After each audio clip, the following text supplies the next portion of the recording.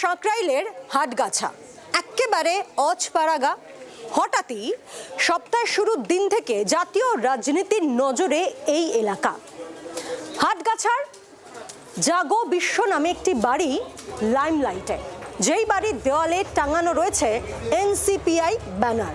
এই এনসিপিআই সঙ্গেই মিশে যান বিক্ষুব্ধ তৃণমূল সাংসদরা, যা শুনে একেবারে চমকে উঠলেন সেখানকার বাসিন্দারা।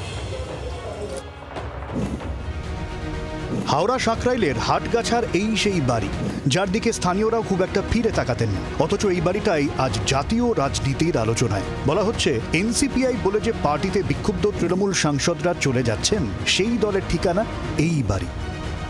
বাংলার মাটিতে হঠাৎ গতকাল রাত থেকে তৃণমূল কংগ্রেস, বিজেপি, অন্যান্য যে রাজনৈতিক দলগুলো রয়েছে, কংগ্রেস, সবাইকে ছাপিয়ে গিয়ে এই মুহূর্তে বাংলার রাজনীতিতে নতুন একটি দল এনসিপিআই আলোচনার চর্চায় একদম।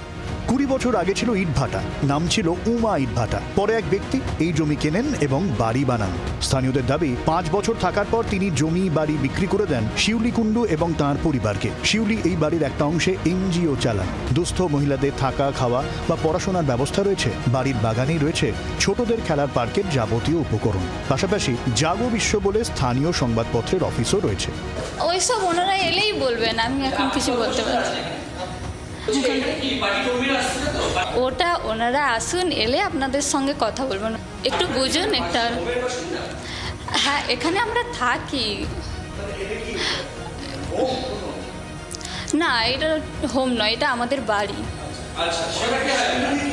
উনি আমার মা হন, তো উনি আসুন, এলে আপনাদের সঙ্গে বিস্তারিতভাবে কথা বলবেন। এখন হাটগাছিয়া হাওড়ার সাঁকরাইলে সেই পার্টি অফিসের সামনে দাঁড়িয়ে রয়েছে। যদিও পার্টি অফিসের সমস্ত দরজা বন্ধ এবং স্থানীয় লোকজন জানাচ্ছেন লোকসভা নির্বাচন, বিধানসভা নির্বাচনে সেই কোনো অ্যাক্টিভিটি ছিল না, কিন্তু পঞ্চায়েত স্তরে এই চত্বরে তারা কিন্তু ক্যান্ডিডেট দিয়ে নির্বাচনে লড়াই করেছিলেন। লোক আসতো দেখা যেত, কিন্তু কে আসতো সেরকম তো না, লোক আসতো দেখা যেত। ওই জোয়ার পঞ্চায়েতে দাঁড়িয়েছিল, কাজ করেছিল, পঞ্চায়েত ইলেকশনে দাঁড়িয়েছিল। 10 বছর ধরে এটা হয়েছে। এটা প্রথমে হোম হয়েছিল, এনজিও, বাচ্চা কাচ্চা কিছু ছিল, ওটা তো থেকে তারপরে এটা মাঝে আবার একজন ইংলিশ মিডিয়াম স্কুল করলো, তারপরে হঠাৎ এনার জাগো বিশ্ব হলো। জাগো বিশ্বটা কি জানি না। প্রথমে উদ্বোধন হলো, পুলিশ অফিসাররা সব কিছু এলো, সেলিব্রিটি এলো, এসে নানা রকম আপনার হয়ে বললো এটাতে বাচ্চাদের পড়াশোনা হবে। কলকাতা হাইকোর্টের আইনজীবী শিউলি কুণ্ডু তিনি জানান, সম্প্রতি এনসিপিআই এর সভাপতি পদ থেকে তিনি পদত্যাগ করেছেন। প্ল্যান করেই হয়েছিল, তৈরি করেছিলাম আমরা। 2022 সালে তৈরি হয়েছিল পার্টিটা।